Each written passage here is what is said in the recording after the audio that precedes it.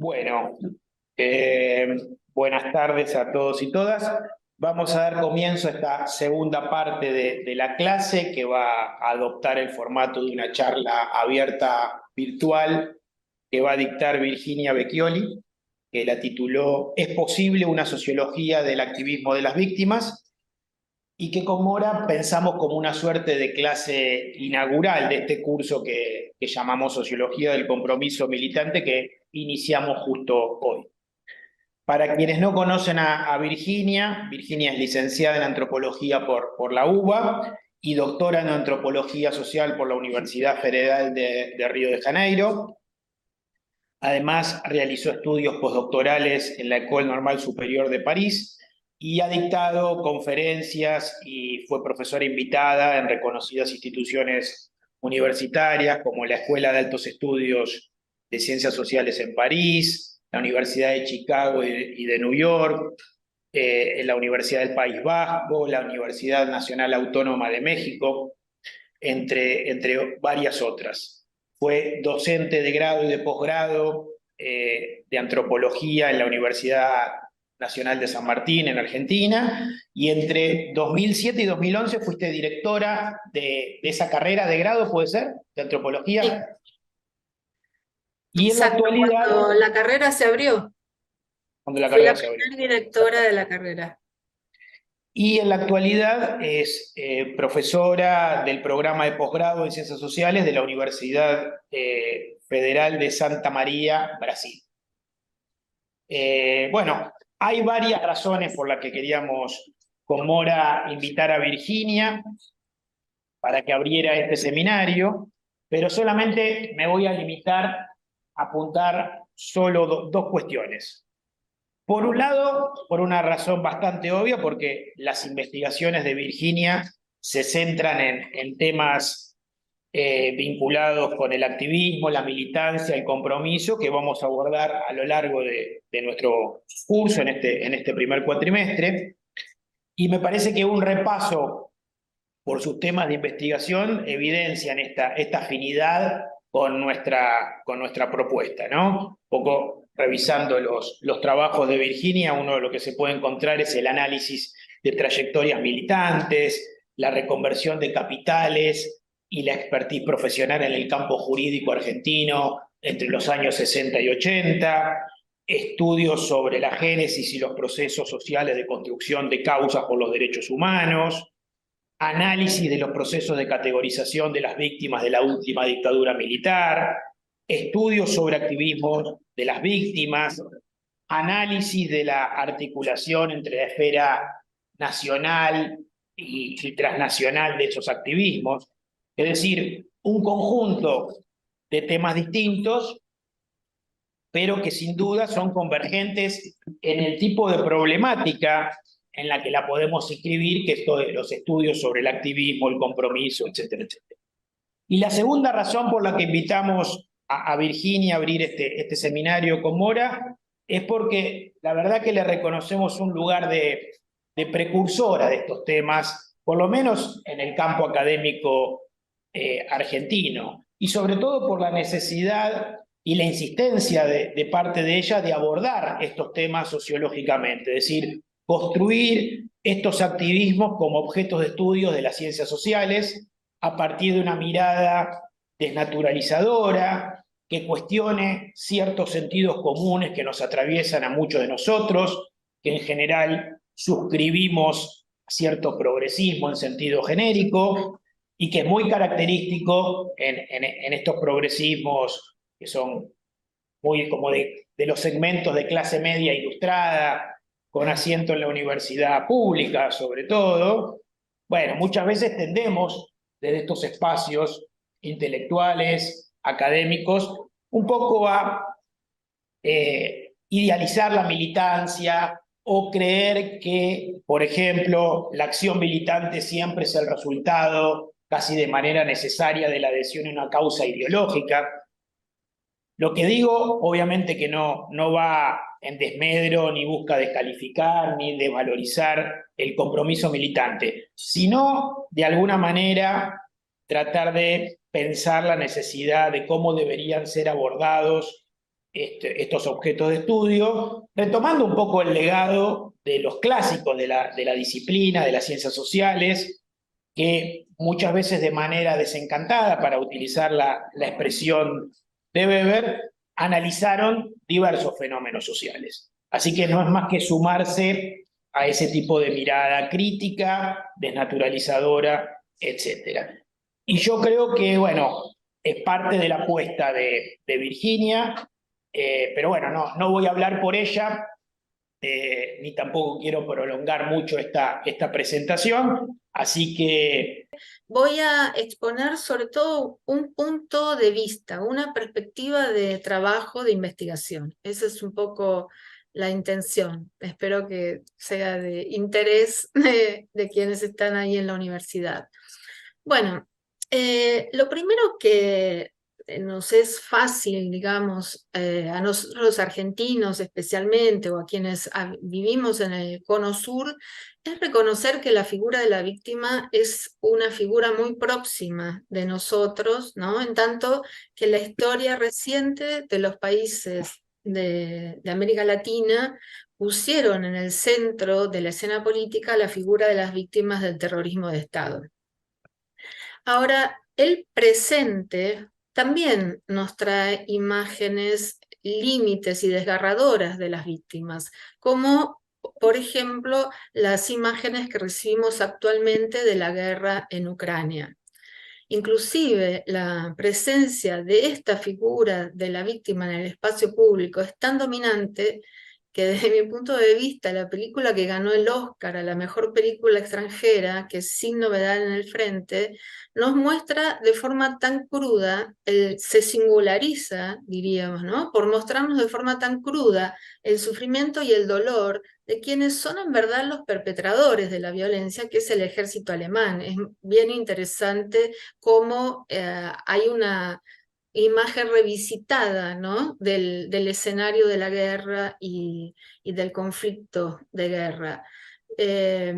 Y de manera que podríamos llegar a ver a esos jóvenes soldados alemanes enviados a morir a los campos de batalla como víctimas, ¿no? Víctimas de un aparato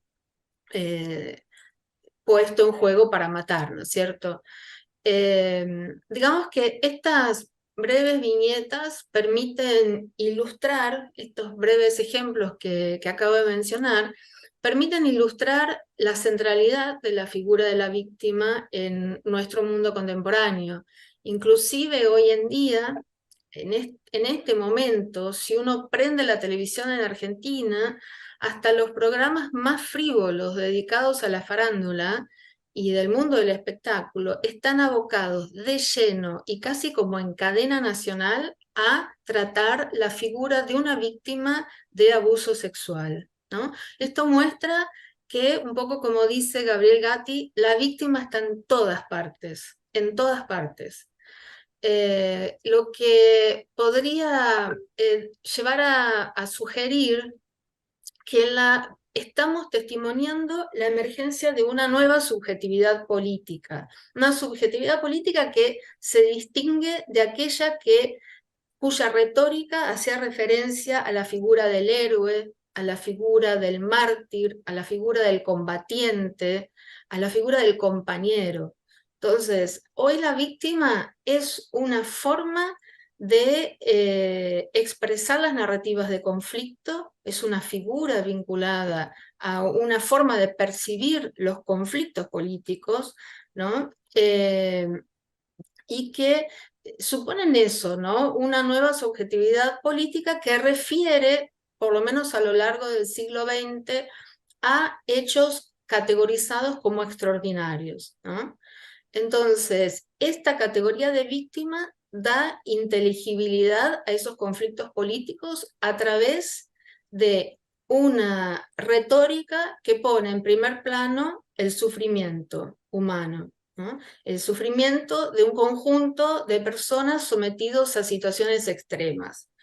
Como es fácil advertir, el evento prototípico del siglo XX es el Holocausto, ¿no? Que marca el reconocimiento público del sufrimiento asociado a las violencias extremas. Ahora, a esta figura del Holocausto se le fueron sumando a lo largo del siglo XX los perseguidos políticos, los muertos como resultado de la violencia de Estado, los asesinados en actos terroristas, etcétera, etcétera. Ahora, esta figura de la víctima que se va fraguando a lo largo de los conflictos límites del siglo XX tiene una nueva reconfiguración en el siglo XXI, y esto es algo bastante estudiado por la literatura sobre el tema, y es que en el siglo XXI las víctimas no solo van adquiriendo mayor protagonismo, sino que se va a comenzar a exigir que ese sufrimiento sea tratado y gestionado y reparado, ¿no? Entonces aparece no solo la demanda por memoria y verdad, justicia, sino también la demanda por reparación. Es un daño, un sufrimiento que principalmente el Estado debe ocuparse de reparar. Entonces ahí es que me parece que se trata de una figura de la víctima que no sufre en abstracto, sino que es un sufrimiento que desde el punto de vista de la escena pública es concebido como inaceptable, ¿no? Y que por tanto requiere de una gestión de ese sufrimiento que lo apacigüe, lo aminore, etcétera, ¿no? Entonces ocupe realmente horas y horas y horas de la televisión argentina. Entonces, eso tiene que ver con que estos hechos pueden trascender a la esfera pública, no quedan en el ámbito de lo privado, ¿no?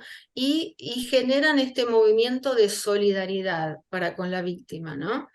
Entonces, cuando hablamos de víctimas, estamos refiriéndonos a personas que se considera atravesaron situaciones límites, cuyo sufrimiento es extremo y que no se considera aceptable. Por tanto, deben encararse una serie de gestiones, ¿no? Para reparar ese sufrimiento.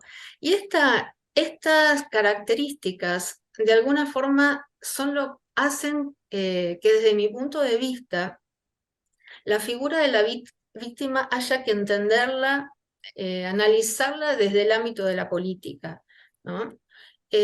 Porque la figura de la víctima, a medida que va legitimándose en la esfera pública, va también instituyendo nuevas figuras en el espacio público, como por ejemplo la categoría crímenes de lesa humanidad, que es una categoría que se consolida a partir de la expansión del derecho internacional de los derechos humanos en los años 70, atraviesa fronteras y consolida un conjunto de expertos, de saberes, de repertorios de acción que en el ámbito transnacional se cristalizan, por ejemplo, en la institución de una Corte Penal Internacional, ¿cierto? Entonces, en el siglo XXI, ese protagonismo de la víctima, como decía, va ampliándose y el giro que se produce es que hay una expansión de las condiciones posibles de ser reivindicadas bajo la categoría de víctima. Diríamos una suerte de democratización de la categoría. Es decir, la categoría víctima no solamente se utiliza para designar aquellos hechos extremos de violencia, sino que también empieza a ser utilizada para dar cuenta de situaciones de personas en su vida ordinaria y cotidiana, como por ejemplo las víctimas de tránsito, las víctimas de fraudes financieros, las víctimas de catástrofes naturales. Es decir, lo que se registra es una expansión en el uso de esta categoría, ¿no? hay víctimas de violencia doméstica, hay víctimas de negligencias médicas, es decir, todos en un sentido hoy en día somos o podemos ser víctimas. Eso es muy distinto al sentido más exclusivista de la idea de la víctima del siglo XX, ¿no? Las víctimas del siglo XXI, como dice Gabriel Gatti, están por todas partes, ¿eh? Están refiriéndose a situaciones tanto extraordinarias como ordinarias de la vida cotidiana, ¿no? Podría mencionar inclusive una pequeña anécdota personal, trivial, pero que viene a cuenta de mostrar un poco cómo es esta manera de percibir las relaciones sociales. Yo cuando volví de mis vacaciones de verano encontré que la cocina de mi departamento estaba en el piso en vez de en el techo. El techo, perdón, de mi departamento estaba en el piso en vez de estar en el techo. Entonces se descubrió que una infiltración del departamento de arriba había ido ocupándose de que el techo se deshiciera y generara una pequeña catástrofe doméstica.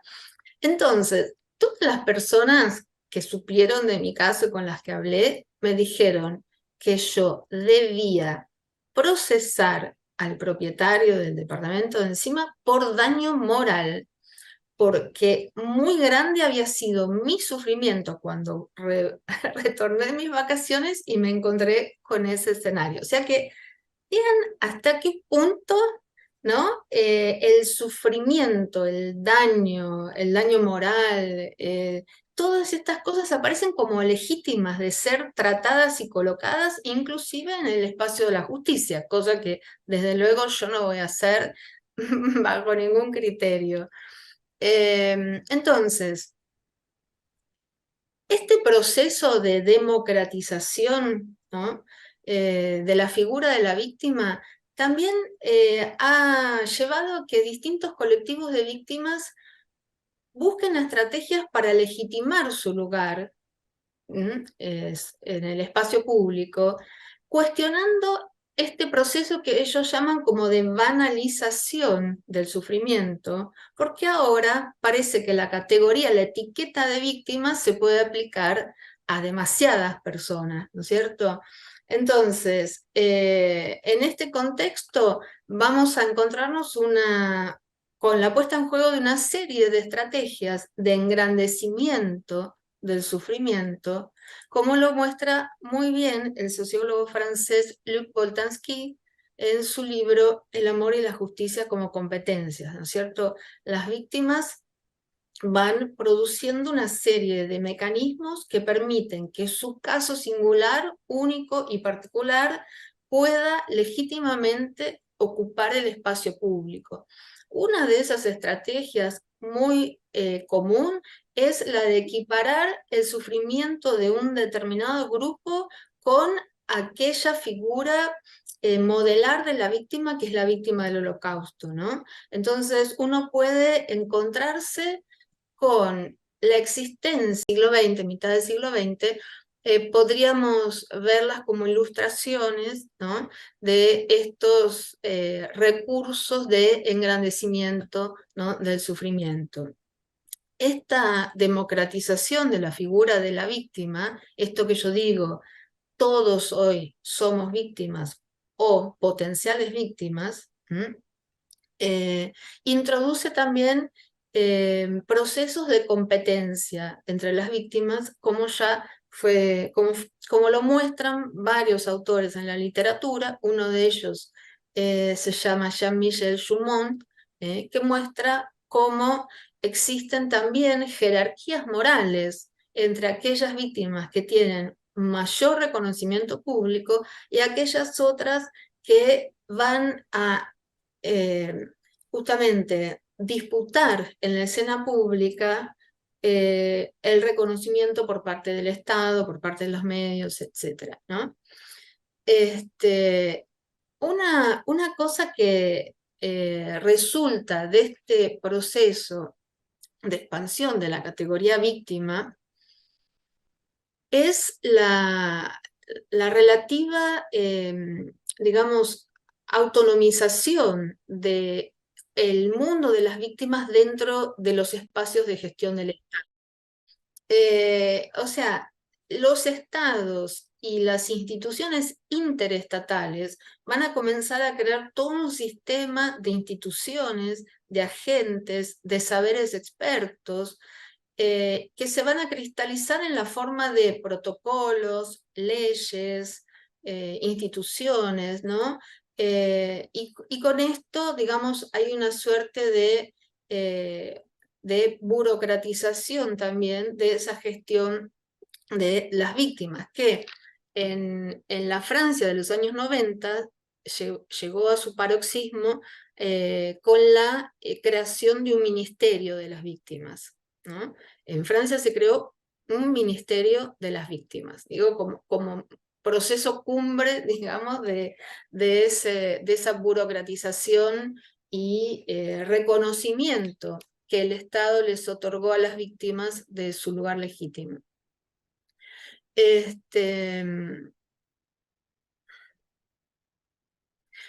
esta manera podemos reconocer que la noción de víctima se ha vuelto también una manera de reivindicar derechos, ¿no? O sea, no solo presupone la construcción de un aparato de gestión de ese sufrimiento, como también una modalidad de reivindicar derechos dentro del Estado-Nación, de construir una causa pública, una causa colectiva que va a tener como lenguajes fundamentales el apelo ¿es en castellano?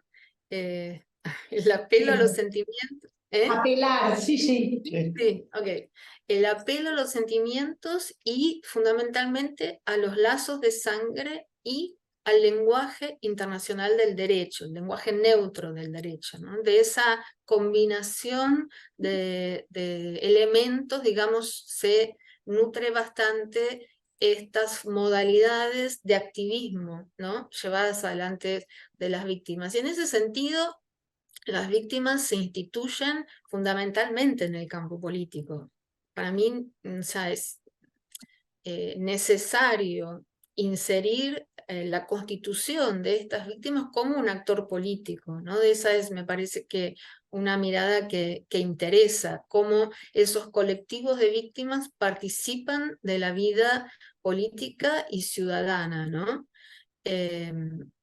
Entonces, la categoría víctima irrumpe como un recurso de movilización colectiva. Tenemos los ejemplos conocidos, ampliamente conocidos en la Argentina, como las Madres y Abuelas de Plaza de Mayo, pero también muchos otros colectivos que han surgido en democracia también, ¿no? Las víctimas de Cromañón, las víctimas, los familiares de víctimas del atentado de la AMIA, etc. Por otro lado, la categoría víctima entonces también implica la producción de un conjunto de políticas y burocracias de Estado que van a gestionar estos conflictos, ¿no? Y también presupone la categoría la institución de un conjunto de saberes especializados sobre estas víctimas. En el marco de estos saberes aparecen fundamentalmente dos campos expertos como cuasi monopolizando el saber sobre las víctimas, como son la psicología y el derecho.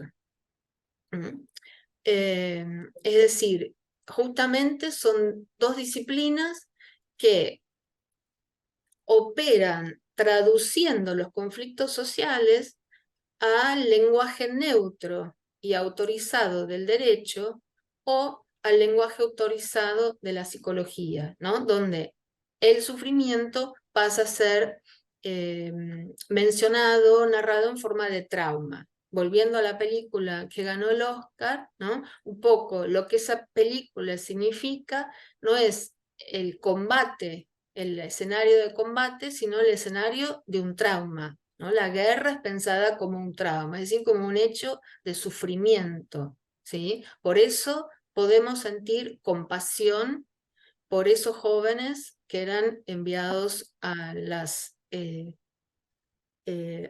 a la guerra.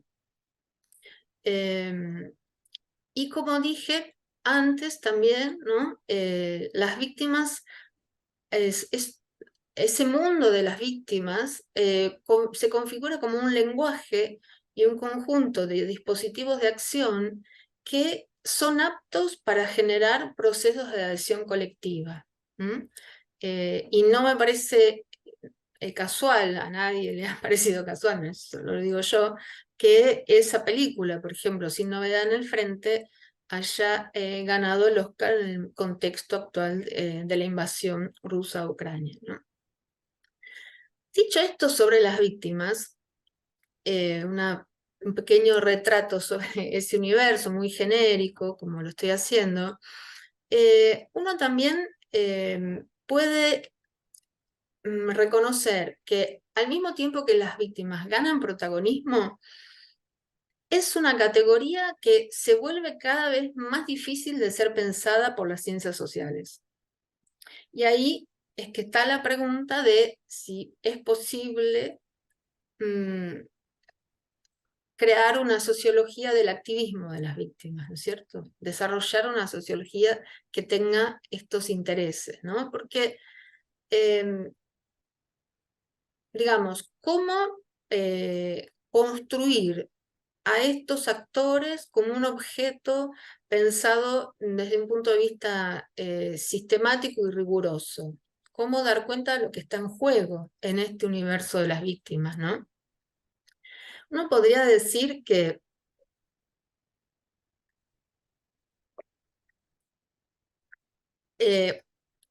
sobre las víctimas hay como algunos abordajes extremos, en posiciones totalmente disímiles. Por un lado,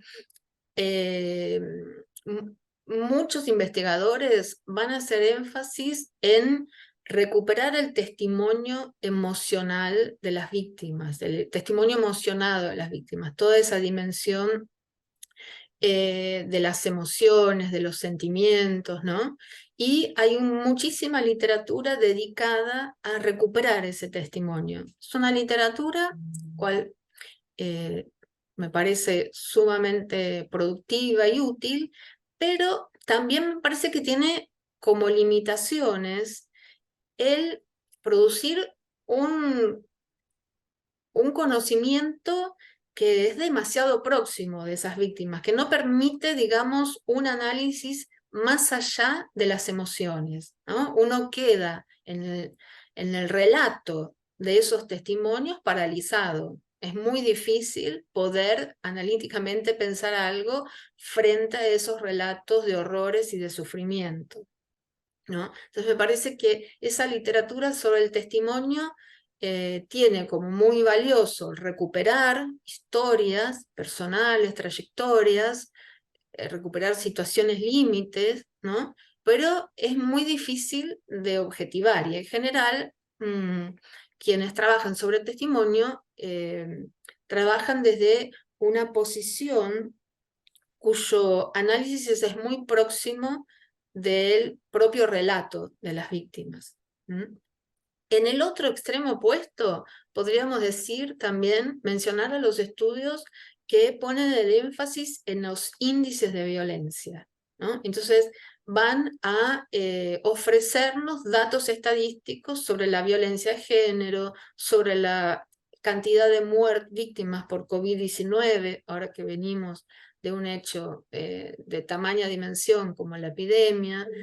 Es decir, hay instituciones, investigadores, núcleos de investigación dedicados a brindarnos, ¿no es cierto?, bases estadísticas para comprender el impacto, por ejemplo, de la violencia de género, ¿no? Que también es fundamental, son datos fundamentales para pensar políticas de Estado, mínimamente, ¿no?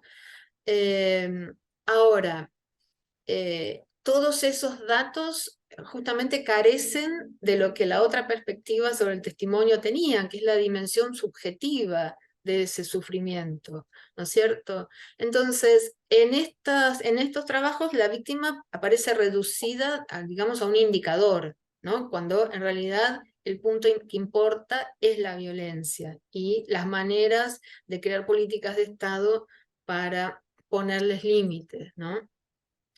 Entonces, lo que yo veo como necesario es pensar perspectivas que vayan más allá, tanto del énfasis en el testimonio de la víctima, crudo, la víctima, ese testimonio emocionado, y el énfasis también en estas estadísticas. Ahora, el, el universo de las víctimas es un universo que está también poblado de explicaciones y de análisis y de teorías. Y estas teorías justamente las producen quienes tienen a las víctimas como un objeto de intervención privilegiado, que son varias disciplinas, como mencioné antes, como especialmente el derecho, la psicología, podríamos mencionar la antropología forense, la ética, la filosofía, la bioética también, ¿no? Es decir, que ese universo social está monopolizado un poco por esos expertos, ¿no?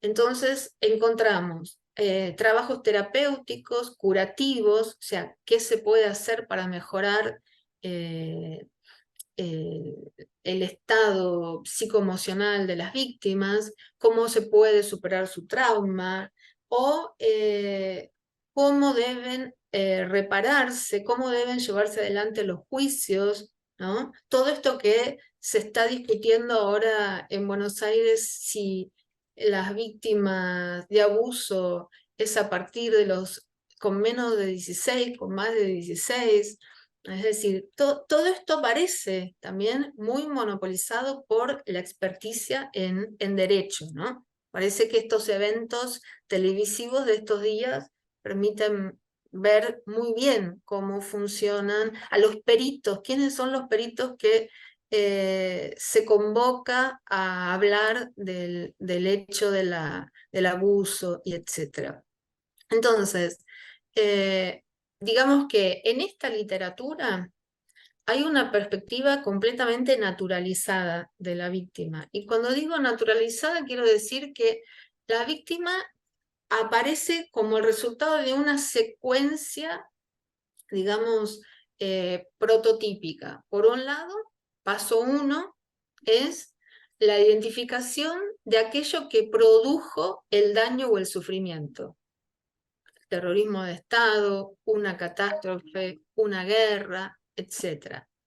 En segundo lugar, se nombra a las personas que atravesaron esa situación como víctimas, ¿no?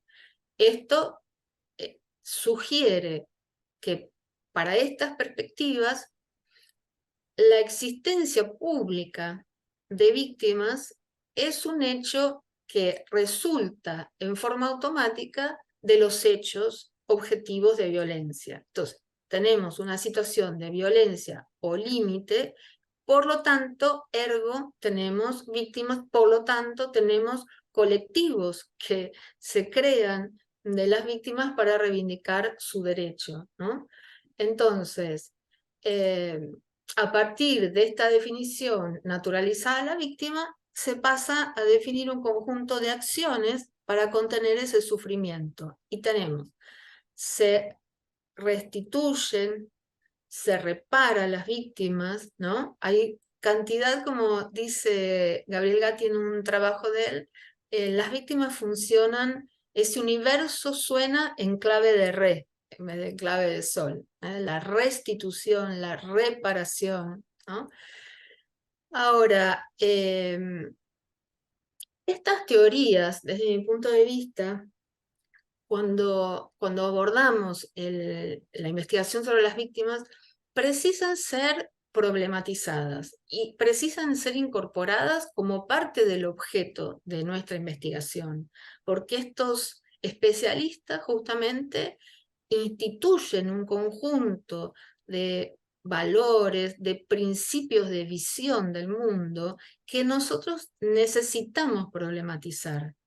Entonces, el problema social que aparece para un psicólogo de disminuir el trauma, no sé, o que le aparece a un profesional del derecho, que es llevar el caso ante la justicia, no puede confundirse nunca con nuestro problema de investigación.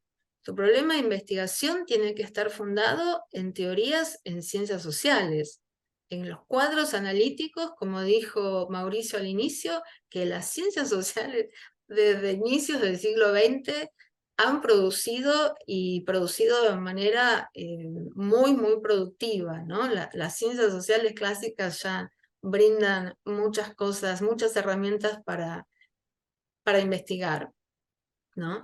Entonces, esos expertos deben instituirse como parte de nuestro objeto de investigación, ¿sí? Es decir, cómo ellos construyen el problema de las víctimas, cómo ellos traducen los sufrimientos de las víctimas en dispositivos de acción, ¿no?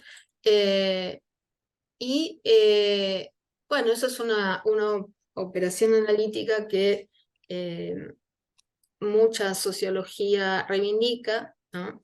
Podríamos mencionar mucho los trabajos de Bourdieu, que se caracterizan justamente por incluir dentro de su campo de estudio aquellos especialistas que hablan y instituyen el propio sujeto, ¿no? del universo social. Entonces, si uno toma estas perspectivas naturalizadas, podríamos pensar que no habría mucho para decir sobre las víctimas, porque dado un hecho límite, se produce una víctima y una vez que existen víctimas, las víctimas van a reunirse para reivindicar sus derechos, ¿no? Entonces, una dificultad inicial para pensar sociológicamente a las víctimas es justamente romper con ese punto de vista naturalizado, donde las víctimas son un hecho natural, natural en el sentido de automáticamente decorrente, me parece que decorrente es portugués, automáticamente resultado, ¿no? de hechos objetivos. Cuando acá de lo que se trata es no de negar que objetivamente esas víctimas existen, no podemos nunca negar, por ejemplo, que objetivamente hay víctimas del terrorismo de Estado en la Argentina, pero lo que debería ser nuestro objeto de investigación tiene que ver con la construcción de esa figura pública a lo largo del tiempo y los debates y tensiones que esa categoría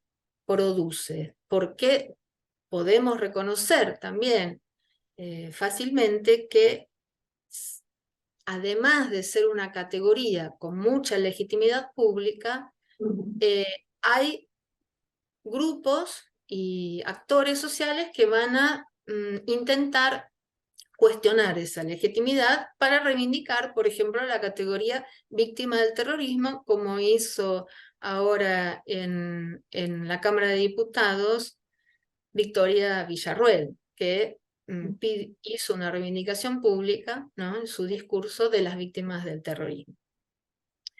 Entonces, una vez que nosotros incluimos como parte de nuestra investigación las controversias en torno a las víctimas, ahí es una primera herramienta para quitarle naturalidad. Entonces, no es que la víctima sea una categoría clara y distinta. Al contrario, la víctima como actor político, como categoría que forma parte del mundo de la política, está sometida a estas tensiones de la vida política porque hay intereses contrapuestos, ¿sí? Y entonces la categoría víctima pasa, si uno la mira de cerca, pasa a ser una categoría muy ambigua, llena de tensiones y contradicciones. Bueno, no quiero poner ejemplos para no distraer un poco el argumento.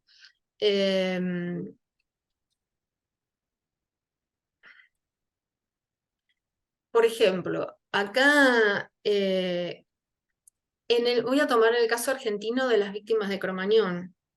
Los músicos, hubo gran controversia sobre si eran víctimas o eran responsables de esas muertes, ¿no? Y los actores envueltos en esa tragedia, ¿no?, de Cromañón, no todos tienen un punto de vista común. Hay grupos que reivindican a los músicos como víctimas y otros que evidentemente por la sanción judicial que recibieron los consideran como responsables, ¿no?, de las muertes de Cromañón.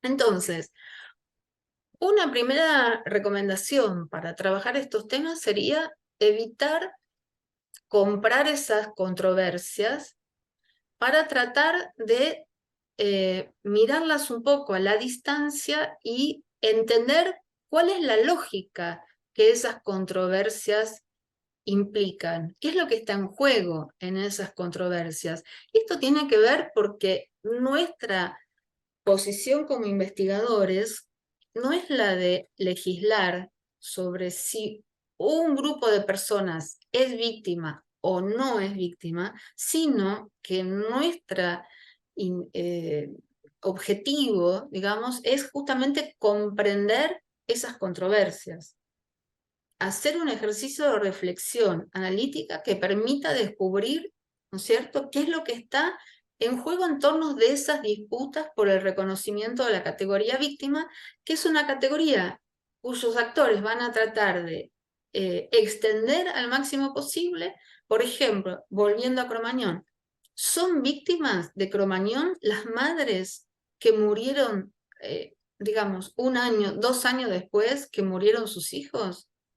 Hay grupos que las incluyen en la nómina de víctimas y el Estado las desconoce como víctimas, ¿sí? Entonces, la categoría víctima nunca es clara y distinta, siempre está atravesada por tensiones, por ambigüedades, por conflictos, ¿sí? Por lo tanto, las víctimas no son un hecho de la naturaleza, no es que hay una catástrofe, una inundación, hay víctimas. Y esto lo digo porque lo que se verifica a través de la investigación es que personas que atraviesan las mismas situaciones objetivas extremas no aparecen reivindicándose en el espacio público como víctimas. En mi trabajo yo pude reconocer que muchos actores que habían estado exiliados durante la dictadura, que habían estado presos, que perdieron amigos y familiares desaparecidos, en vez de reconocerse a ellos y a sus compañeros asesinados como víctimas, se reconocían como mártires. Entonces, tenemos que siempre tener en cuenta la categoría víctima es resultado de un proceso de construcción social, ¿sí?, donde algunos actores van a buscar ser reconocidos en el espacio público desde esa categoría. Y en ese sentido, la categoría víctima pertenece al orden social, igual que la sociología, la antropología ha estudiado otros universos de relaciones, como el parentesco, la clase, la etnia, la raza. Todos sabemos que todas esas categorías de nación, raza, clase social son construcciones sociales, ¿sí? Y lo mismo, el mismo abordaje habría que tener en relación a las víctimas, ¿no? Entonces, una herramienta que también podemos utilizar para poder, digamos, identificar este carácter socialmente construido de las víctimas es preguntarnos por los usos sociales que se hacen de esa categoría. Entonces, vamos a poder encontrar que la categoría víctima aparece accionada por ejemplo, en discursos oficiales de jefes de Estado, cuando tenemos la imagen, ¿no?, de Obama recorriendo el Parque de la Memoria en Buenos Aires, o cuando un jefe de Estado visita una zona de guerra, como Zelensky ha hecho últimamente, y es una categoría que aparece también utilizada en pericias de tipo técnico, o también en los usos militantes de esa categoría. Así, ¿qué usos se hacen y qué está en juego en esos usos? Y por otro lado, también es muy importante tener en cuenta cuáles son las coerciones morales que están implicadas en el hecho de ser portador de esta categoría pública, ¿sí? Es decir, cómo el ser portador de la categoría de víctima también coerciona a un conjunto de comportamientos que se van a considerar moralmente apropiados de las víctimas o de los familiares de víctimas, y que otros comportamientos se consideran que no son los apropiados, ¿no? Por ejemplo, estoy pensando en el aire, así en el momento, la controversia en torno del significado de la marcha del 24 de marzo por parte de los organismos de derechos humanos. Es decir, era una fecha que se iba a recordar como una fecha que involucra digamos, a los desaparecidos, a las víctimas del terrorismo de Estado, o esa fecha, y que iba a estar por encima ese ritual de la conmemoración del 24 de marzo, iba a estar por encima de las disputas político-partidarias, o la fecha iba a incluir también la reivindicación de determinadas figuras de nuestro espacio político, ¿no? Entonces ahí hubo toda una controversia donde lo que se ponía en juego, se evidenciaban, eran justamente los comportamientos que pueden ser considerados como aceptables moralmente, porque lo que digo, cargar con esa categoría supone cargar con un conjunto de coerciones morales. Entonces, un poco estas preguntas en torno a las coerciones morales, los usos de las categorías, etcétera, son algunas herramientas que nos permiten quebrar los postulados naturalistas con los que muchas veces pensamos a las víctimas, ¿eh? Es decir, lo que estoy diciendo es, entre un hecho límite de violencia y la constitución de un grupo de víctimas que se reivindica como tal en la esfera pública, hay todo un proceso social que los actores van a tener que llevar adelante para conformarse como un colectivo. Y en este sentido, y veo que este es uno de los elementos centrales del seminario, de la perspectiva que Mora y Mauricio están llevando adelante, que es la perspectiva sociogenética o sociohistórica, que esa también es una herramienta de lujo fundamental para conseguir problematizar todas estas realidades, ¿no es cierto? Es decir, por un lado, mostrar que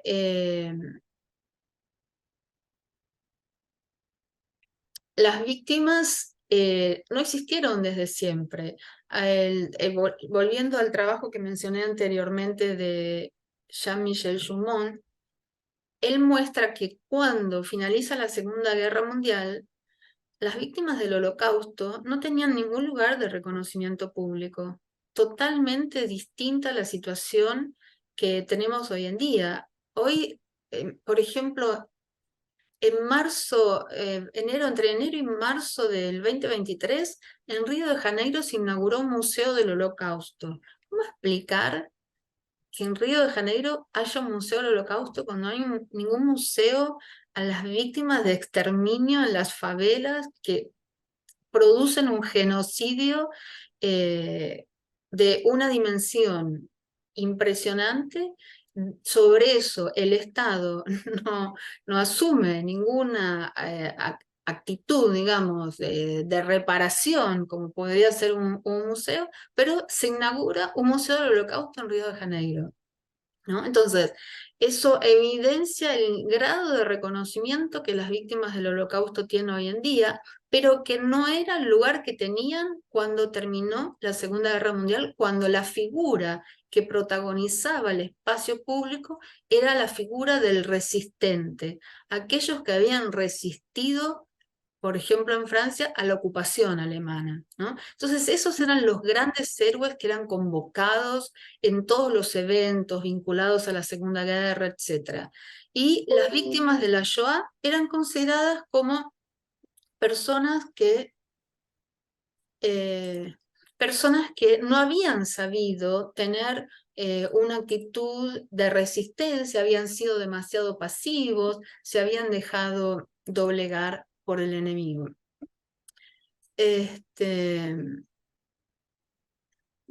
Otra cuestión fundamental para trabajar sobre las víctimas es adoptar una perspectiva relacional, ¿sí? O sea, en vez de tratar de capturar una esencia de las víctimas, por ejemplo, del terrorismo de Estado, ¿no? Ver cómo esa categoría no la podemos entender si no entendemos al mismo tiempo cómo se construye la categoría víctima del terrorismo. Yo ahora estoy bastante interesada y estoy haciendo entrevistas y tratando de pensar relacionalmente este universo de los hijos. O sea, los hijos de la agrupación Hijos, los hijos de historias desobedientes, los hijos de desaparecidos que no aceptan reconocerse como víctima del terrorismo de Estado y reivindican a sus progenitores, y los hijos de militares que reivindican, no necesariamente reivindican la acción de sus padres, pero reivindican a los juicios de lesa humanidad como juicios de la venganza. Entonces, estos jóvenes que van constituyéndose en activistas en el plano de la política argentina, es fundamental pensarlos en relación. Y en general, los estudios trabajan un poco como islas. Tenemos hijos de desaparecidos, por un lado, hijos con mayúscula, ¿no es cierto? La agrupación de hijos. Por otro lado, como si no tuvieran absolutamente nada que ver, los hijos de los militares que están formando esa asociación que se llama Familiares y Amigos de Presos Políticos, que ahora se llama Puentes para la Legalidad. Es decir, pensar relacionalmente este universo del activismo de las víctimas también es otra herramienta fundamental a la hora de evitar cosificar, reificar y naturalizar el mundo social.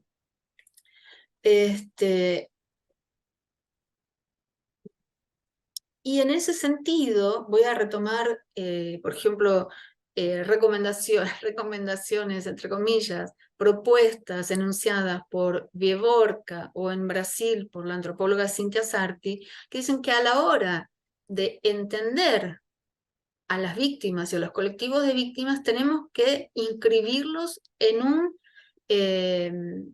una triple relación, la de la víctima, la del victimario y la de aquel que reconoce el estatus de víctima y victimario a cada uno de estos actores.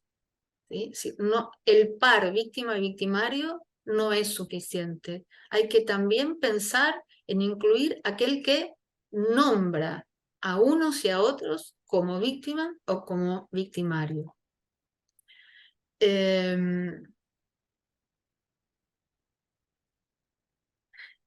Una cosa para terminar, para no extenderme más, es considerar también contra buena parte de la literatura que piensa las víctimas, que la víctima no es un actor desposeído de agencia, porque hay alguna literatura muy inspirada en algunos debates sobre el Holocausto, ¿no? que asocian la idea de víctima a un agente pasivo, desposeído de agencia, cuando el caso argentino, si hay algo que muestra, es que la categoría víctima tiene un potencial a producir efectos políticos impresionante, ¿no? Estoy haciendo referencia concretamente a las agrupaciones de madres y abuelas y todo el activismo en derechos humanos que surge a partir de la dictadura, ¿no? Es decir, las víctimas son actores colectivos, ¿m? Que luchan por su reconocimiento en el espacio social, persiguen objetivos comunes en el espacio público, movilizan distintos recursos que les permitan obtener ese reconocimiento y no solo no son pasivos, sino que tienen orgullo de esa condición de víctimas. O sea, es una categoría que es reivindicada por ellos mismos, ¿sí? Es decir, ellas reivindican su sufrimiento y que además vuelven ese sufrimiento como intransferible, ¿no? Es decir, solo la víctima, el familiar de la víctima que atravesó esa situación puede entender de qué viene tener ese rótulo o esa categoría de víctima, ¿no? Eh, y, y un poco vinculada este protagonismo inmenso de las víctimas, ¿no? Cada vez es mayor, aparecen unas figuras muy curiosas, entre comillas, ¿no? Que son los casos de las falsas víctimas. Esos son casos que sociológicamente son muy productivos para pensar lo que está en juego en este universo de las víctimas, porque ha aparecido, por ejemplo, personas que se reivindicaron como víctimas de la Shoah, que nunca estuvieron en un campo de concentración, o víctimas del atentado del 11 de septiembre en Estados Unidos, ¿sí? Por ejemplo, hubo una que se llamaba Tanya Head, que llegó a liderar una asociación de víctimas, de sobrevivientes del atentado del 11 de septiembre, que nunca estuvo, se comprobó que después nunca estuvo en el atentado, en la escena. Entonces, ¿qué es lo que muestra desde el punto de vista de la sociología estos casos de las falsas víctimas, ¿no? Como apareció ahora esta chica, no me acuerdo si es inglesa, que dijo que era esta niña perdida por unos padres en Inglaterra, no recuerdo el nombre ahora, o también la nieta de Chicha Mariani, por tocar un caso más próximo de La Plata, que se reivindicaba como la nieta que la fundadora de Abuelas de Plaza de Mayo buscaba, ¿no? Entonces, estos casos, digamos, de las falsas víctimas son un poco los efectos no deseados, por supuesto, de la institucionalización de esta maquinaria del humanitarismo y del inmenso prestigio social que rodea hoy a la figura de la víctima, ¿no? Maquinarias que generan las condiciones de su propia posibilidad, ¿no? Y que requieren bueno, de un conjunto de puestas en escena que le den carnadura a ese ente sufriente, ¿no? Que protagoniza un poco nuestra vida contemporánea. Entonces, lo que nosotros como investigadores tenemos que evitar hacer es dirimir en esos conflictos, en esas tensiones sobre las víctimas, si estamos frente a víctimas verdaderas o falsas, o si se trata de víctimas o de perpetradores, ¿no? Sino que lo que tenemos que hacer es producir distintos mecanismos a través de la investigación que nos permitan entender esos complejos fenómenos, comprenderlos y no juzgarlos. Bueno, yo diría que podría terminar por acá y en todo caso, si les interesa plantear alguna duda o pregunta, podemos continuar. Pero, bueno.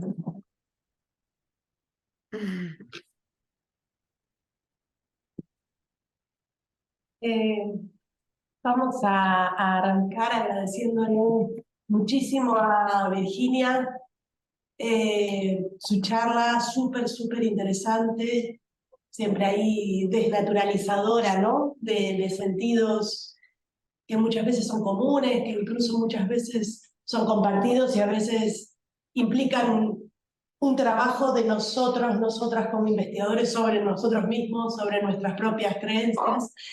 Y además de agradecerle, poder tratar de hacer un intercambio, de generar preguntas, quizás alguien quiera arrancar, haya apuntado algo sobre lo que quiera que Virginia se explaye, sobre lo que quiera discutir, debatir. No sé, vamos a hacer un silencio incómodo. Pero empezá vos, sí. Bueno, yo voy a arrancar para abrir un poco el juego, Virginia.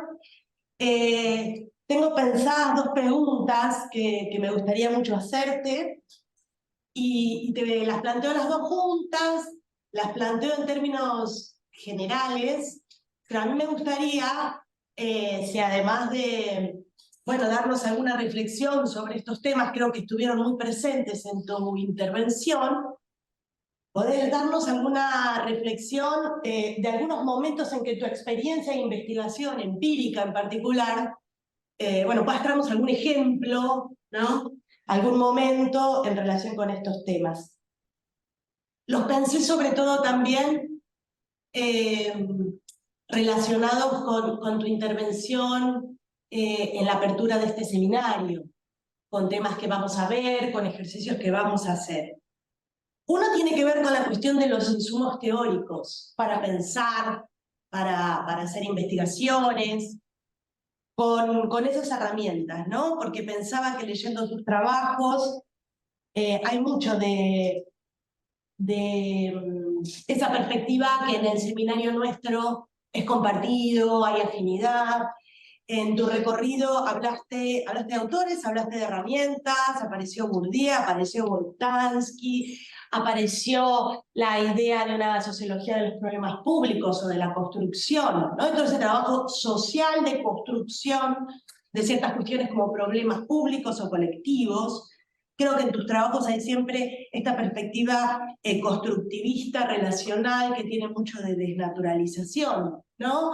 De mostrar mucho el proceso de construcción social de las cosas. Creo que la sociohistoria también va por ahí, en la medida en que esos procesos de construcción se desarrollan en el tiempo. Rodeaste también cuestiones que tienen que ver con una sociología del sufrimiento, la compasión.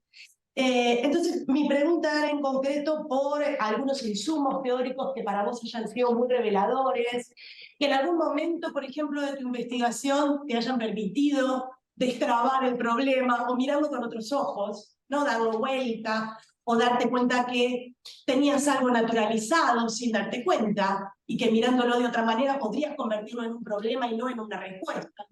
Entonces, eso por un lado, ¿no? La cuestión de insumos teóricos que te hayan resultado inspiradores en algún momento en particular.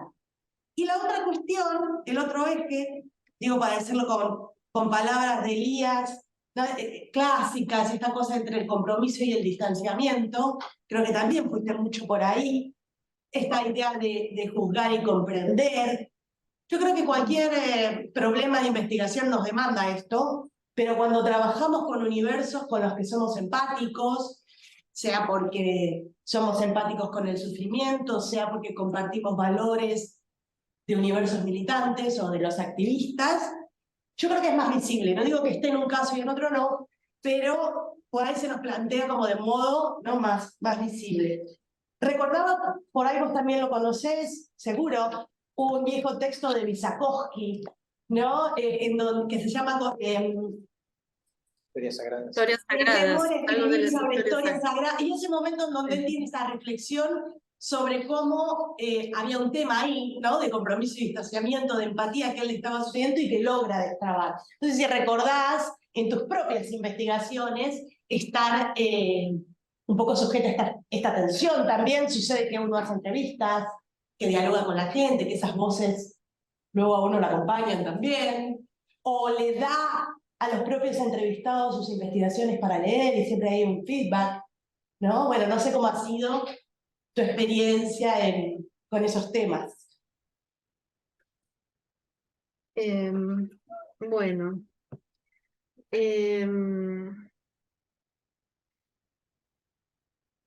a mí siempre me resultó un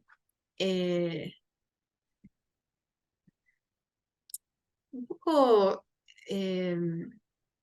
desagradable cada vez que yo escuchaba que la Argentina era un caso modelar en políticas de derechos humanos, mientras que los países vecinos, Uruguay, Chile, Brasil, eran el ejemplo antitético a no seguir, ¿no? Siempre aparecía como un modelo y los demás como el reverso de ese modelo ideal, ¿no?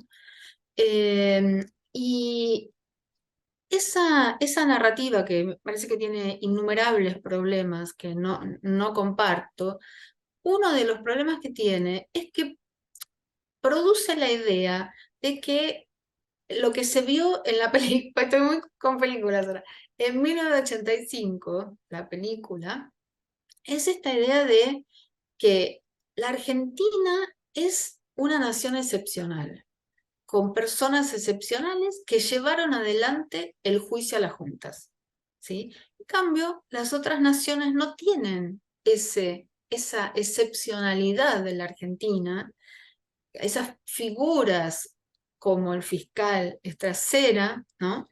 Que es el protagonista de la película, no por casualidad. Los otros países no.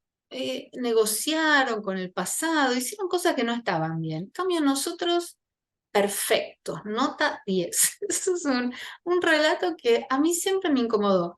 Y la verdad que cuando hice mi tesis doctoral sobre un tema exactamente igual al de Mauricio, hice todo un trabajo sobre los abogados de derechos humanos, y pude entender que no se trata de que tenemos algo excepcional, sino que se trata que se fueron acumulando a lo largo del tiempo una serie de procesos no intencionales, el exilio, la inclusión de abogados en redes transnacionales de juristas, la internacionalización de otros abogados y su circulación por los mundos académicos europeos, en fin, una serie de procesos que no necesariamente eran convergentes, pero que en un momento, 1985, justamente tuvieron una, diríamos, sin duda, feliz confluencia, que fue la realización del juicio a las juntas y el castigo, ¿no?, a los responsables. Entonces, como experiencia de investigación, lo que me permitió mostrar o analizar, en todo caso, las trayectorias de los abogados de derechos humanos fue identificar esos procesos que sin nadie proponérselo, porque en los años 70 y pico, 80, no había una idea de que la gente se iba al exilio para después aprovechar esa experiencia y hacer un juicio a la Junta. No funciona así. Son procesos que se fueron dando más o menos autónomamente y que en un momento sí hubo figuras que tuvieron esa posibilidad de articular distintas propiedades, distintos procesos, etc. Entonces, eso a mí me parece mucho más interesante para pensar que esa idea de sentido común que nosotros tenemos, digamos, como condiciones extraordinarias, ¿no?, comparados con los otros países, que me parece que es una perspectiva como antropóloga, lo digo, absolutamente etnocéntrica. Nosotros somos los mejores y los otros países son los que hicieron mal la tarea, digamos, ¿no? Entonces, nota 0. Después, por otro lado, en relación a la categoría víctima del terrorismo de Estado,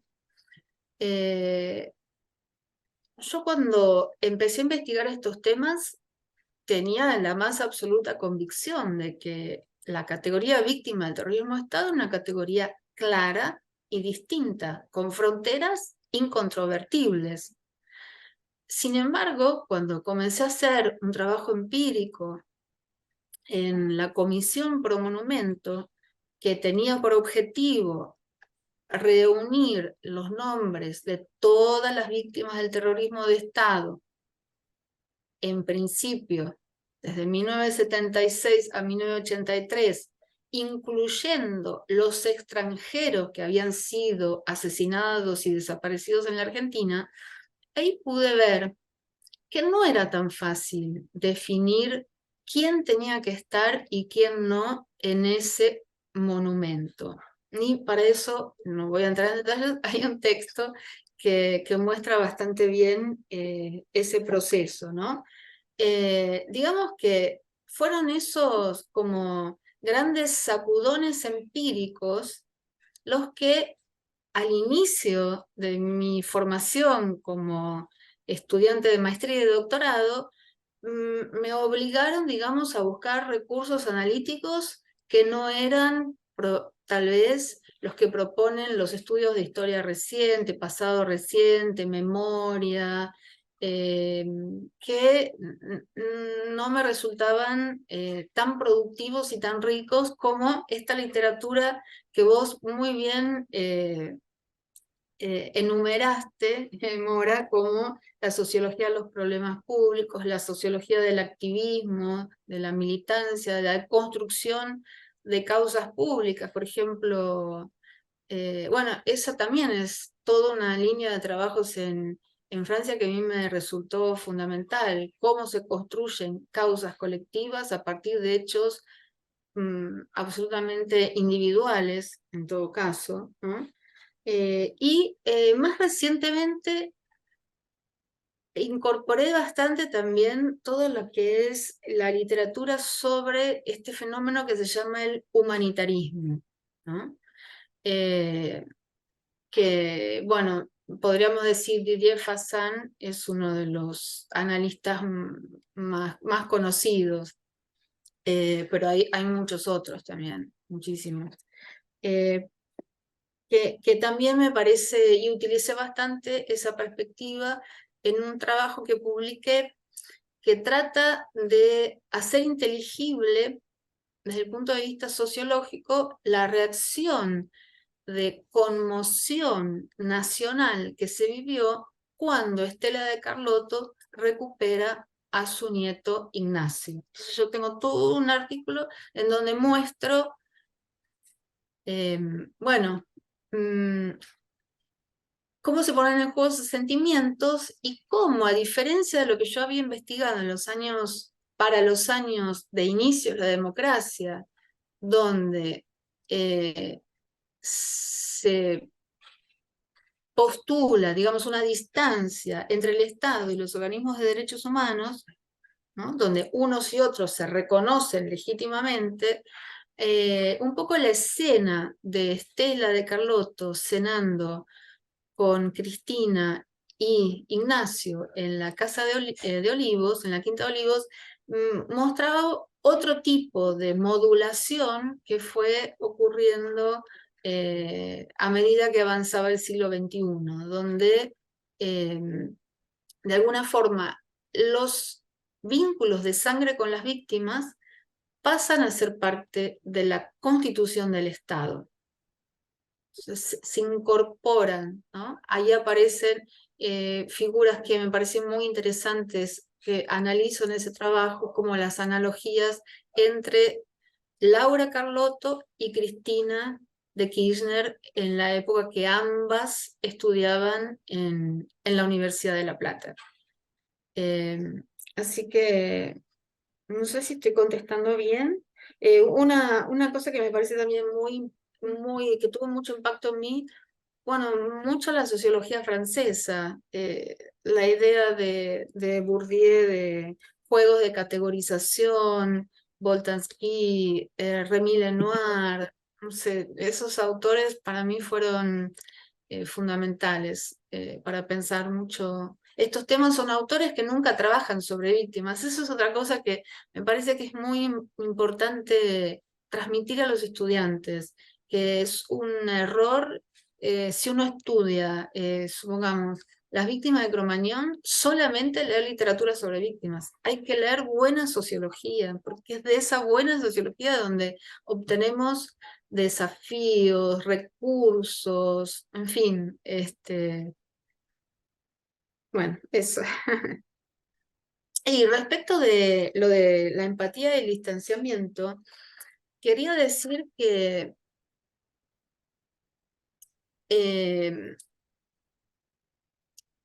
mientras que cuando hablo y escribo se me puede reconocer como alguien demasiado distanciado del universo de las víctimas, ¿no? Con una distancia así reflexiva muy grande, yo misma he realizado muchos trabajos de activismo en este universo de las víctimas. Uno de ellos, imprevistamente, me llevó a testimoniar como testigo experta en una de las causas de lesa humanidad, que fue la megacausa Campo de Mayo, donde yo produje una prueba que fue utilizada por la justicia. Y entonces, en función de esa prueba que yo produje, que es algo muy singular, que tiene también muchos vericuetos, porque es una reconstrucción interactiva digital de un centro de exterminio, que no existe más en la realidad, y por lo tanto es pura construcción y ficción. En el ámbito de la justicia es incorporado como una prueba de hechos que ocurrieron. Eso es muy singular. Y eso mismo hice en Brasil. En Brasil, donde yo trabajo, hubo una tragedia igual a la de Cromañón, que se llamó tragedia de Santa María. Esa tragedia produjo en una noche 242 muertos, en una ciudad de 300.000 personas, o sea que todos perdieron a alguien, todos conocen una víctima, tuvo un impacto inmenso. Después de 10 años de impunidad se hizo el juicio contra los responsables de esa masacre, y la fiscalía me pidió que yo reconstruyera igual que el centro clandestino la escena del crimen. Y entonces ese trabajo que yo hice con una enorme proximidad con la Asociación de Familiares de Víctimas, también fue utilizado como prueba en el juicio, y se utilizó mejor todavía que en Argentina, porque se utilizó para acompañar el testimonio de los sobrevivientes. Entonces los sobrevivientes en la sala de audiencia podían mostrarle al jurado dónde ellos habían estado, lo que había pasado, por dónde recorrieron, qué cosas vieron, todo a través de un sistema interactivo que estaba puesto en una pantalla dentro de la sala de audiencias.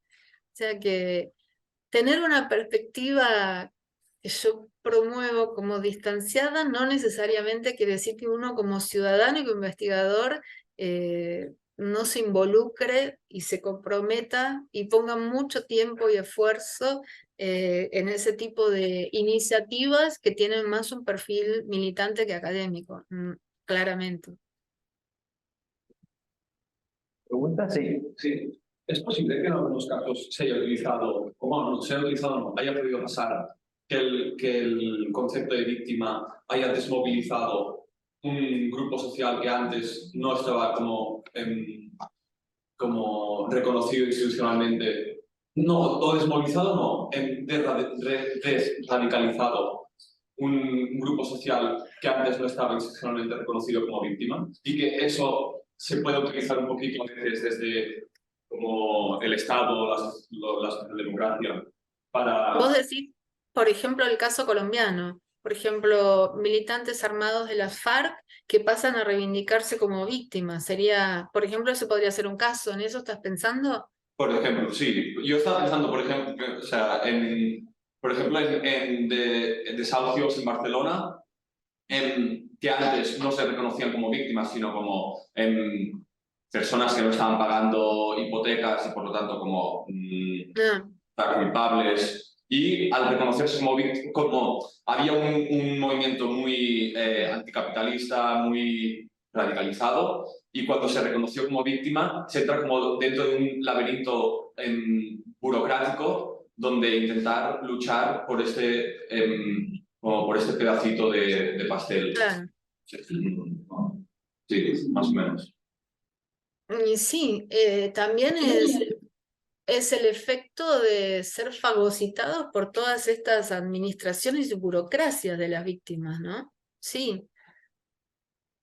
Bueno, Eh, no, una pregunta asociada a lo que dice acá el compañero. Digo, ¿hasta dónde en el caso argentino esta inflación, este crecimiento, este avance del uso de la noción de víctima está asociada con el lenguaje, como se suele decir, de los derechos humanos, ¿no? En general se hace un corte, ¿no? Respecto de cómo esa figura prácticamente no estaba presente, a pesar de que yo la registro igual, ¿no? En algunos, muchos documentos y revistas, no estaba tan presente, por ejemplo, en los gestos políticos de los principios de los 70 o de fines de los 60, ¿no? Como la figura, ahí era supuestamente la figura del héroe, del mártir, o lo que fuere. Digo, ¿hasta dónde esto que está marcando él respecto de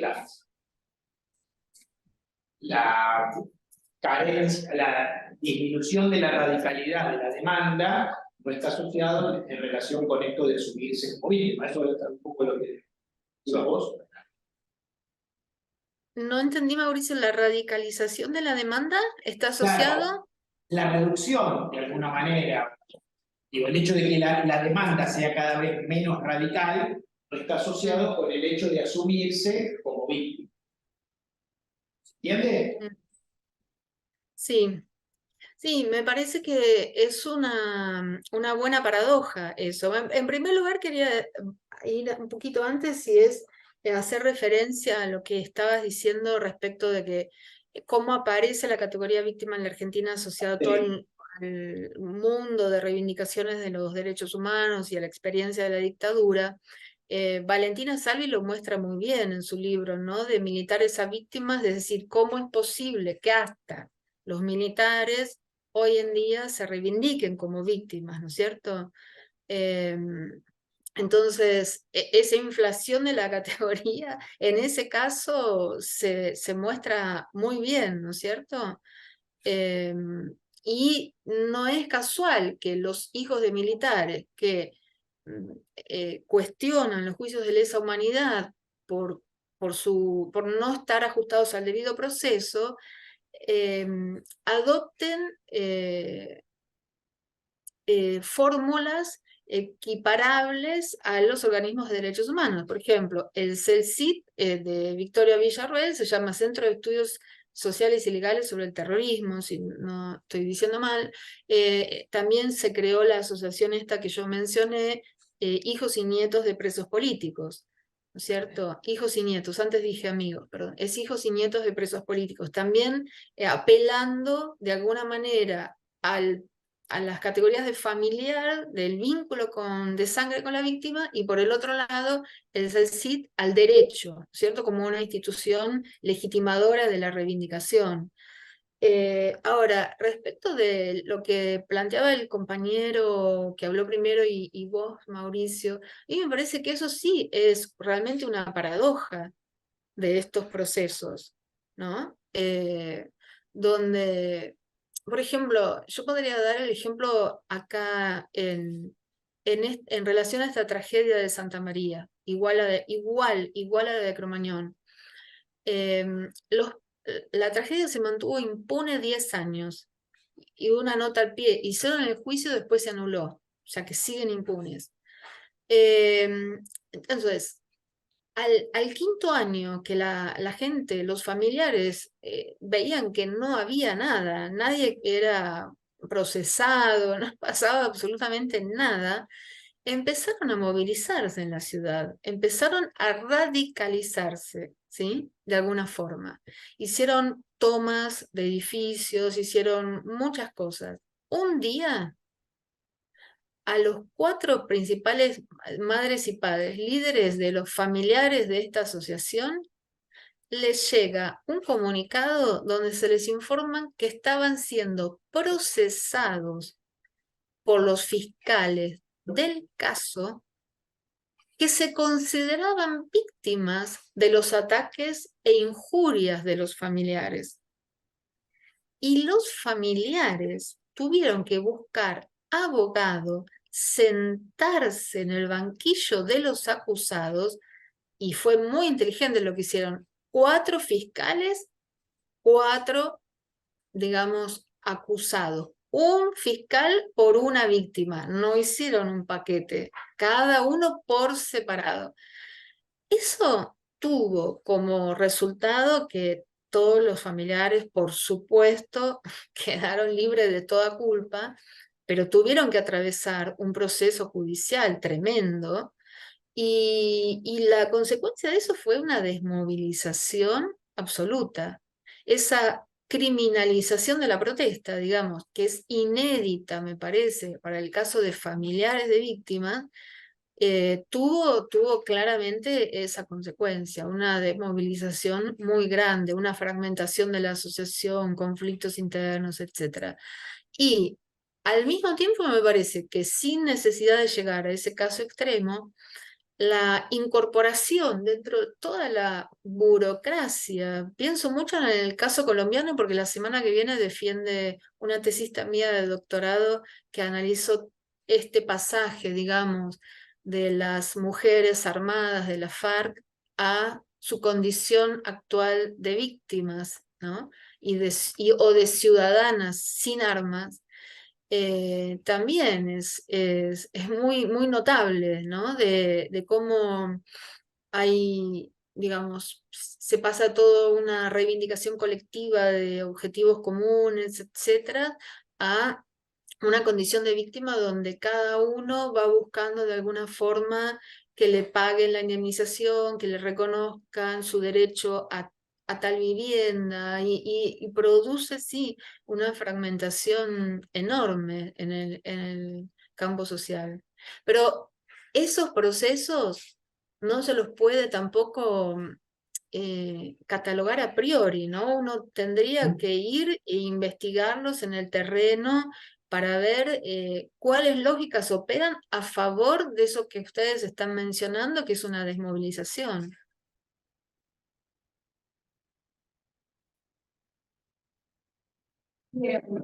O sea, ahora estaba pensando sobre lo que estabais mencionando y yo creo que uno de los factores como de la desmovilización, como lo que ha dicho el compañero, ¿no? Que al final una reivindicación que es puramente anticapitalista, como denunciar, bueno, reivindicar el derecho a la vivienda y todo esto, en lugar de dirigir la reivindicación hacia la superación del estado de las cosas, ¿no? De reformar la sociedad o de transformar la sociedad, es como que las instituciones, como has dicho antes, absorben esas reivindicaciones y al reconocerse como víctimas es como que desmovilizas porque es el Estado quien te acoge. Y no eres tú quien se posiciona como agente de cambio, sino que se pasa el testigo y al reconocerse como víctima pierdes como un poco la agencia de tu propio destino, ¿no? Por eso, bueno, se me ha ocurrido esto cuando hablabais. Y es un poco, me parece que no se puede generalizar, ¿no? En primer lugar, pero es un poco, digamos, las consecuencias de ese proceso de burocratización, de eso que vos dijiste muy bien, me parece que dijiste como que el Estado recibe a esas víctimas y gestiona su sufrimiento, y con esa gestión, sí, puede ocurrir ese proceso de movilización, claramente. Sí, ahora, en otros contextos, los colectivos de víctimas han producido impactos sociales enormes. O sea que eso no, Sí, me no es refiero como en este una caso característica. concreto, en este caso concreto. Claro, eso habría que definirlo, ¿no? Situacionalmente, sí. Sí. Pero me parece que en relación a lo que estás planteando, vinculado a hipotecas, derecho a la vivienda y esta situación que mencionás, funcionaría de la misma forma si hubiera sido otra la categoría y no la de víctima. Pongamos sin techo. ¿Mm? Produciría el mismo efecto. No sé si es porque es la categoría víctima. ¿no? Sino que es, en todo caso, cómo funciona la maquinaria del Estado, independientemente de si se trata de una víctima sin techo, etc. Sí, yo pensaba que en esos casos que traían, bueno, hay algo más clásico que se piensa en relación a la relación entre movimientos sociales y Estado, en la medida en que el Estado va canalizando demandas, institucionalizando algunos de los sentidos de la protesta. Es una dinámica que por ahí excede. Y es una dinámica que incluye también otro fenómeno, que es la incorporación de líderes de esos movimientos sociales y ahora en particular de víctimas a la gestión del Estado. Podemos verlo con mucha claridad en Argentina en el caso del actual secretario de Derechos Humanos, se me perdió el nombre ahora, que es nieto de hijos. Pietra Gala. Pietra Gala, exacto, gracias. Y con él muchísimos diputados, funcionarios de distinta línea, ¿no? Y con Madres de Plaza de Mayo no podría haber pasado un poco lo mismo, como con unas protestas al inicio, esto no estoy muy seguro, porque no, pero con unas protestas al inicio muy radicalizadas y que al final acabaron siendo parte del Estado y como del kirchnerismo.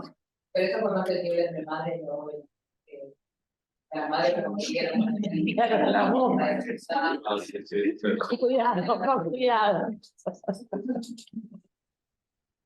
Se me perdió un poco el sonido, no lo entendí bien, pero quería responderle al compañero con un ejemplo de mi propio trabajo. Cuando la legislatura de la ciudad de Buenos Aires sanciona una ley para crear un monumento a las víctimas del terrorismo de Estado en la Argentina, Eve de Bonafini y la Asociación de Madres de Plaza de Mayo dijeron que iban a destruir y derribar el monumento, ¿sí? Cuando el monumento se inauguró, tengo miedo de equivocarme, creo que fue en el 2007, pasamos de 1993, 94, no recuerdo, a 2007, Eve de Bonafini estaba en el palco inaugurando el monumento. Parece que esa es una imagen muy, muy poderosa, ¿no?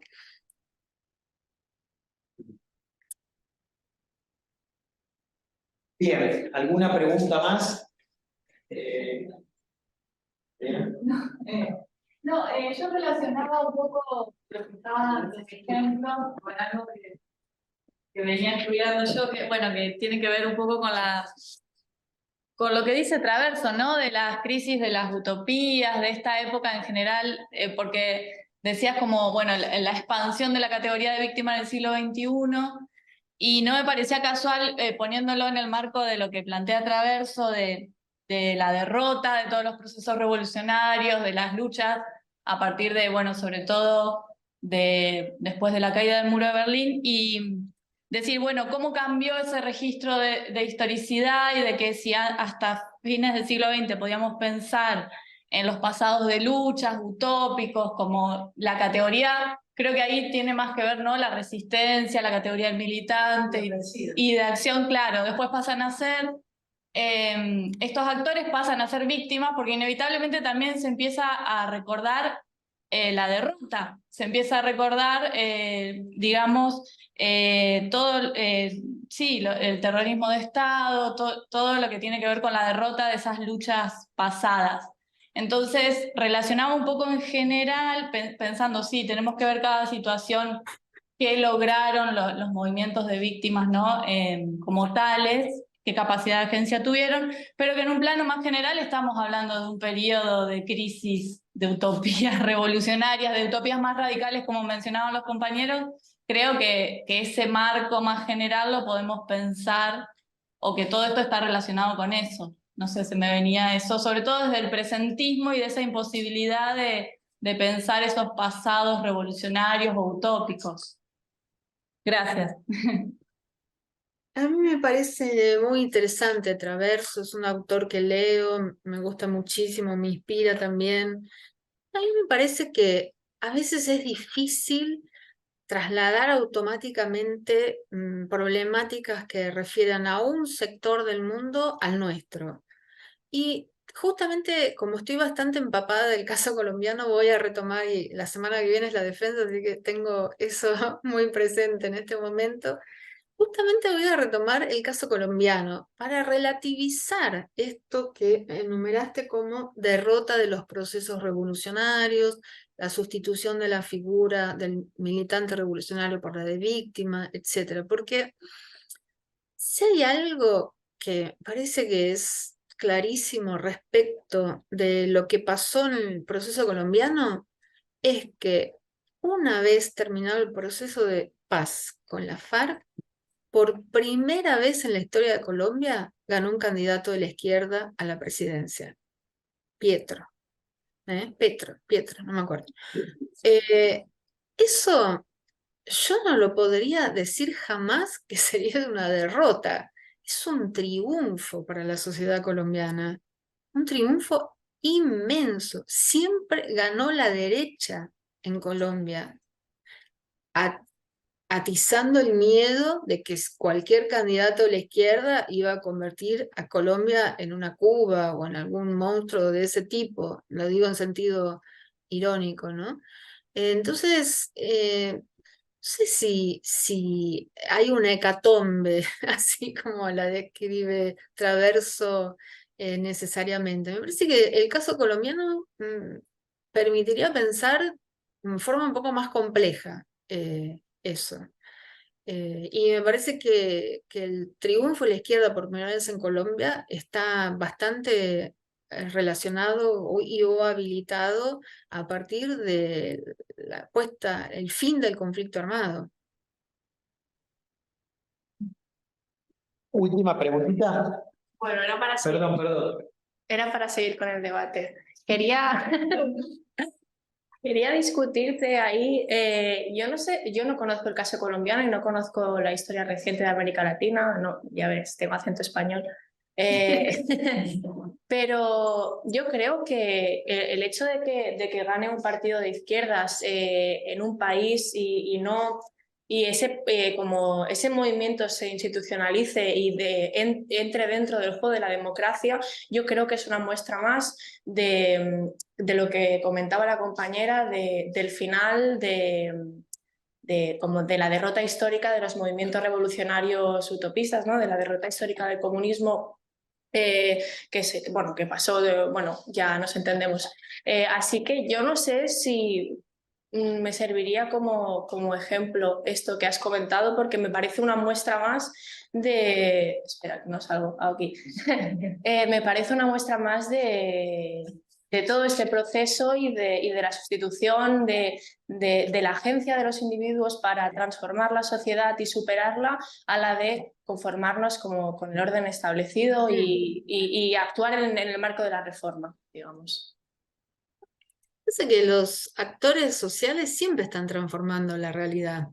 Lo que vos estás queriendo decir es que hay una modalidad, una específica, que reivindica determinados valores, utopías, objetivos, que no se presenta como hegemónica en este momento, pero los actores y la realidad se transforman en forma permanente. No hay ninguna realidad que no se transforme todo el tiempo.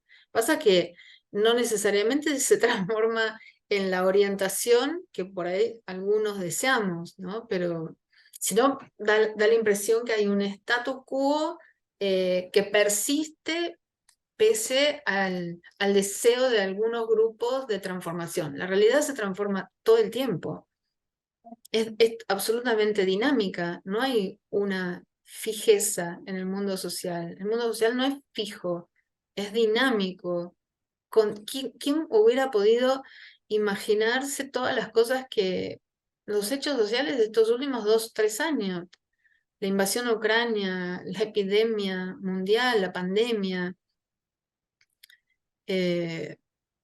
Tal vez haya formas de intervenir en el espacio público que hayan perdido un lugar que antes era más destacado, pero también me parece que se reivindican otras utopías, ¿no? Ahora vinculadas más a la cuestión del ambiente, del antropoceno. Parece que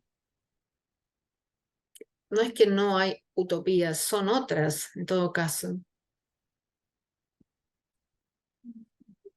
Y está muy bien que sea así. Me parece que no, no tendríamos que estar adosados a un modelo de utopía revolucionaria.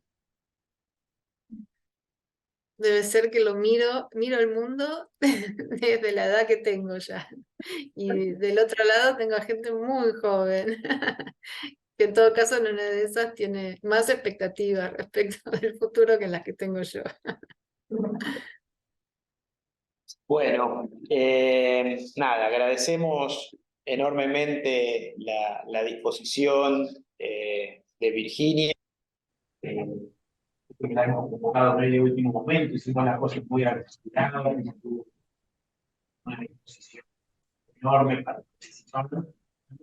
Te agradecemos que no hayas traído el PowerPoint, haber podido escuchar hablar con más felicidad. Así que, bueno,